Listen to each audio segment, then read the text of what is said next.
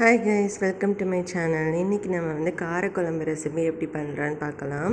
ஆக்சுவலாக வந்து நிறைய பேர் வந்து காரக்குழம்பு வந்து அரைச்சி விட்ட மாதிரி பண்ணுவாங்க. இது வந்து நார்மலாக வந்து சிம்பிளாக ஒரு 5 மினிட்ஸ்லேயே வந்து காரக்குழம்பு எவ்வளோ ஈஸியாக பண்ணலாம் அப்படிங்கிறத பார்க்கலாம். இதுக்கு வந்து நான் வந்து வெண்டைக்காய், அப்புறம் சின்ன வெங்காயம், அதுக்கப்புறம் கத்திரிக்காய் கொஞ்சோண்டு கட் பண்ணி வச்சுருக்கிறேன். அப்புறம் வந்து ஒரு நெல்லிக்காய் சைஸ் அளவு வந்து புளி வந்து தண்ணியில் வந்து ஊற வச்சுருக்கிறேன். இப்போ நம்ம வந்து ஆயில் வந்து ஆட் பண்ணிக்கலாம். அப்புறம் கடுகு போட்டு நம்ம தாளித்ததும் இந்த காய்கறிகள்லாம் வந்து நம்ம வதக்கிக்கலாம். நீங்கள் வந்து எமர்ஜென்சி அப்படிங்கும்போது சட்டுன்னு ஏதாவது குழம்பு வைக்க முடியலன்னா கண்டிப்பாக இது வந்து நீங்கள் வந்து ட்ரை பண்ணலாம்.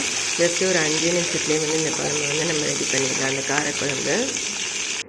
இப்போ இதை வந்து நல்லா நம்ம வதக்கிக்கலாம்.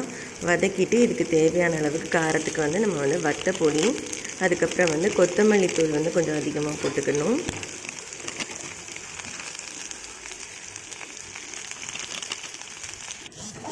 அதுக்கப்புறம் இந்த குழம்பு மிளகாய் தூள் நீங்கள் வந்து இதில் வந்து ஆட் பண்ணிக்கணும். கொத்தமல்லி வந்து 1 ஸ்பூன் போட்டிங்கன்னா குழம்பு மிளகாய் தூள் வந்து டபுளாக நீங்கள் வந்து போட்டுக்கோங்க. இப்போ வந்து இந்த ஆயிலே இந்த மசாலா வந்து கொஞ்சம் வந்து வதக்கிக்கலாம். அதுக்கப்புறம் நம்ம வந்து ஊற வச்சுருந்த புளியை வந்து இந்த மாதிரி தண்ணியில் கரைச்சி நம்ம வந்து இதில் ஆட் பண்ணிக்கணும்.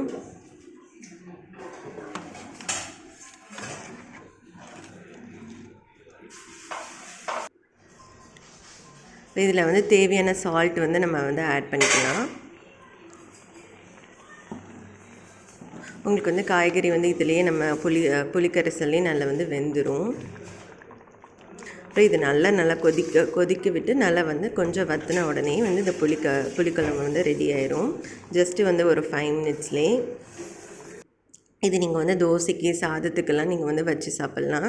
ரொம்பவே டேஸ்ட்டாக இருக்கும்.